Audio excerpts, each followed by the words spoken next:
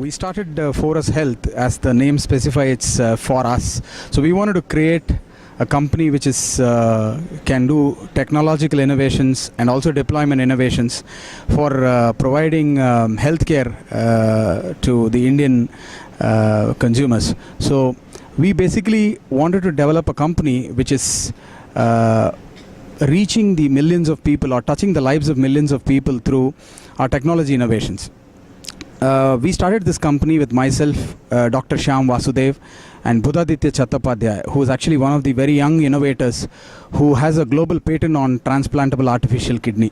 So we wanted to develop products which are making a difference for the society and which can be easily deployed and can be affordable for our, our kind of countries and emerging countries like India. So Forus would be focusing on not only the technology development, but also would be focusing on deployment innovations, which would ensure that whatever we develop reaches the masses. And we ensure that our hardware as well as the software solutions will ensure that we would kind of address the limitations which our country may be facing in terms of healthcare.